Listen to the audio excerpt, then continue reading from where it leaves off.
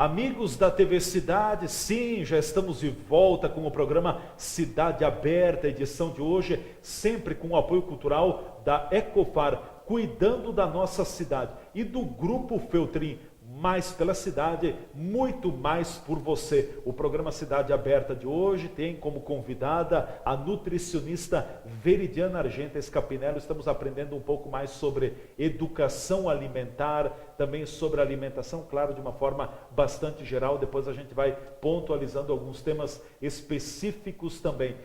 Acho que é importante, Veridiana, agora falarmos um pouquinho também assim de hábitos, depois a gente entra numa composição alimentar, mas você já falava de alguns hábitos. Quais hábitos, alguns dos hábitos que nós poderíamos colocar em prática no nosso dia a dia e que vão nos ajudar nesta questão alimentar e sobretudo na vida saudável que todos nós almejamos?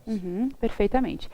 Um dos hábitos que nós precisamos colocar em mente, que é fundamental para que mantenha a saúde da nossa célula, por consequência a nossa saúde, é o fracionamento da dieta. Fracionamento da dieta. O que eu quero dizer com isso? Fazer de 5 a 6 refeições por dia. E não 2 ou 3. E não 2 ou 3. Por quê? Porque todo momento que a gente ficar mais do que 4 horas sem se alimentar, a nossa célula entra em jejum fisiológico. Jejum fisiológico? Isso. O que é isso, né? Isso quer dizer que tudo que entrar posteriormente, ela vai reservar, achando que nunca mais tu vai comer. Ela vai ser uma esponja em água, uma esponja por seca exemplo, na água, exatamente. Né? Vai absorver antes. Então absorve o que tem de ruim e o que tem de bom. Vai tudo. Fazendo com que teu metabolismo fique mais lento. Já deve ter ouvido falar, né? Ai, meu metabolismo é muito lento. Um dos fatores é a falta de fracionamento. Então nós precisamos nos alimentar a cada 3 ou 4 horas. Não deixar passar de 4 horas. Não deixar passar. Mesmo que tu me diga assim, Veri, eu não tenho fome. Não precisa ter fome. Não precisa ter fome. Se não tiver fome para comer uma fruta, comer um biscoito integral, enfim, fazer um lanche rápido, toma um suquinho. Mas não deixe de fazer a refeição. Porque além de tu gerar mais fome para a próxima refeição, tu vai estar nessa história do jejum fisiológico, que tua célula vai absorver tudo como esponja na próxima refeição, mesmo que tu coma uma maçã. Resumindo, eu posso comer 2.000 calorias fracionadas em 3 refeições ou 2.000 calorias em 6. Qual vai ter o resultado de emagrecimento? A de 6. A de 6. E outro detalhe, toda vez que eu me alimentar, o meu corpo ele gasta energia para digerir aquele alimento. Por consequência, se gasta, exatamente, o processo digestivo gasta energia. Se gastou energia, ajuda a emagrecer. Também ajuda, Também ajuda a emagrecer. Então, quer dizer, quando você se alimenta, claro, com pequenas porções regradas, perfeito, você vai também estar colaborando para emagrecer, perder peso. Exatamente. Né? O organismo, no estômago, vai estar processando o ato digestivo, né? Perfeitamente. O alimento. Exatamente isso. É mito ou é verdade que durante as refeições a gente deve abdicar de líquidos, de água, sucos, tomá-los antes, durante ou depois das refeições? Se puder ficar sem, melhor. Por quê? Por 2 motivos. O primeiro deles é que tu vai fazer uma distensão do teu estômago toda vez que tu colocar líquidos. Como se nosso estômago fosse um balão. Vamos imaginar aqui. Colocamos alimento e colocamos líquidos. Imagina esse balão com o líquido, vai ficar maior, certo? Vai distender, teoricamente vai caber mais alimento. Um motivo. Alargou o estômago. Alargou o estômago. Outro motivo, talvez até o mais importante, é uma questão de absorção. Se eu botar um monte de líquido ali dentro junto com o alimento, o meu estômago ele não vai saber reconhecer muito bem o que ele deve absorver ao mandar para o intestino os alimentos. E essa confusão de absorção pode diminuir a absorção de nutrientes muito importantes. Por exemplo, vou usar um exemplo de um café. Se eu tomar um cafezinho, que tem gente que toma café, ou Coca-Cola, junto com a refeição, vai diminuir nutrientes extremamente importantes da refeição, que é, por exemplo, o ácido fólico e o ferro, que estão presentes na nossa dieta, na nossa refeição principal, que é o almoço, por exemplo. Então, se eu usar um alimento Coca-Cola, uma bebida Coca-Cola, vou diminuir a absorção desses nutrientes. Então, esse é um dos motivos. Se perderá. Em contrapartida, se o paciente tem anemia, que é comum, alguns pacientes terem, algumas fases da vida a gente ter, se usar um pouquinho de vitamina C junto, ou seja, 100 ml de suco de laranja, de suco de limão, de morango, vai ajudar na absorção das vitaminas. Então, por isso que a gente volta sempre para a mesma tecla. Tudo é muito individualizado. O plano alimentar é individualizado de acordo com a necessidade do paciente. Isso. Tomar líquidos em excesso não é saudável. Mas se precisar por alguma situação de saúde, a gente adiciona um pouquinho, mas com nutriente para absorver outro nutriente. Mais uma pergunta, mito ou verdade? Quanto mais água eu tomo durante o dia, mais peso eu perco. Água. Sim. Então, mais ou menos, mito e verdade. Por quê? Nós precisamos sim nos hidratar. Isso é um dos carros-chefes do emagrecimento, é a hidratação, certo? Mas também a gente tem que estar de acordo com o nosso peso, com o que a gente faz durante o dia. Nada me adianta ter 50 quilos e tomar 5 litros de água. Posso gerar uma sobrecarga renal. O que meu rim consegue drenar para o meu peso, para o meu tamanho? Né? Por isso que nós colocamos uma média de 2 litros por dia, mas também é individualizado. A necessidade tua, por exemplo, da tua altura é muito maior do que a minha.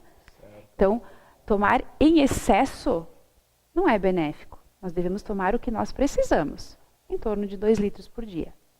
Voltando à questão das refeições, então, recomendável a gente não ingerir líquidos durante as refeições. Eu vou fazer a refeição, por exemplo, o meu almoço vai ser meio-dia. Posso tomar líquidos até 11h30, 15 para o meio-dia? Pode. Quantos minutos antes? Pode, meia hora antes. Meia hora antes. Isso. E de meia hora a 1 hora depois, para começar o processo digestivo no teu estômago, que é em torno de 30 minutos.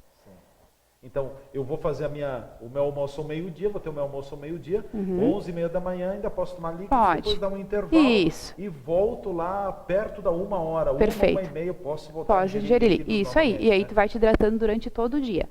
E vale lembrar, então, que a hidratação com água é um dos carros-chefes do emagrecimento. Se a tua célula estiver melhor hidratada, ela vai render muito melhor no emagrecimento. Produzirá melhor. Muito mais. Muito mais. Certo. Em termos de alimentação, o que seria uma regra? Isso vamos colocar como regra, e claro, é uma geral, pode ser que não aconteça, varia de cada caso, né? Mas o que se compõe uma alimentação diária de uma pessoa? Pegando todas as refeições, manhã, meio-dia, lanches, janta, ou enfim, antes de deitar. Isso. O que é importante a gente ter em mente? Que nosso cardápio tem que contemplar todos os nutrientes, macronutrientes, que é o carboidrato, que é o arroz, a massa, a batata, aipim, proteínas, que são as carnes, ovos, leites e derivados, gorduras, também precisamos ingerir gorduras, não fritura, né? Mas gordura saudável. Por exemplo, temperar a nossa salada com azeite de oliva. É uma gordura saudável. É saudável. Comer abacate tem gordura saudável também, né? Ter vitaminas. Comer batata frita não tem Não, a gente pode fazer a batata frita ao forno, né, assada, né? Claro, a gente pode eventualmente comer, mas aí tu vai complementar com uma salada junto com que tenha fibra para ajudar a diminuir um pouquinho a absorção dessa gordura da batata frita. E as vitaminas e os minerais que estão presentes então nas frutas, nas verduras. Esse seria o primordial que a gente tem que lembrar sempre que nosso dia tem que contemplar. Vamos pensar em café da manhã, lanche, almoço, lanche, jantar, em 5 refeições. De 5 a 6 refeições. Nosso café da manhã pode ter o quê? Um grupo de um laticínio, por exemplo, um leite, né? Pode ter um carboidrato, que pode ser o pão, pode ser uma tapioca, uma crepioca, um biscoito integral, um bolo integral. Vai ter um carboidrato e vai ter um laticínio, que é uma fonte de proteína também. Se tiver mais fominha, pode já colocar mais um mineral, uma vitamina através da fruta.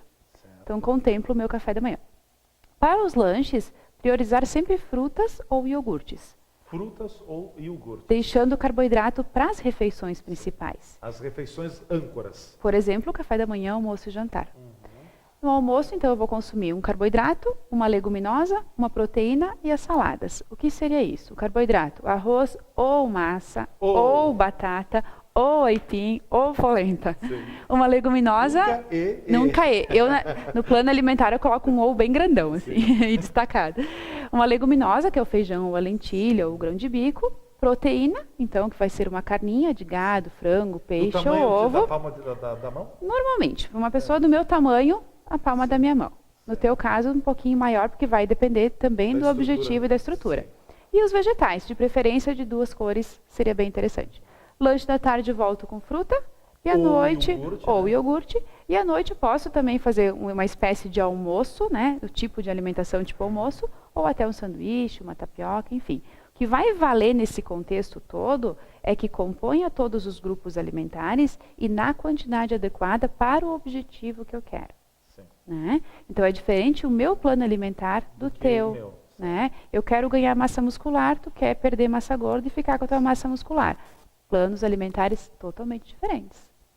Então sempre está direcionado ao que o paciente precisa e à necessidade de saúde que ele exige também. Claro, é imprescindível. Imprescindível, por isso que o nutricionista faz plano alimentar individualizado, né?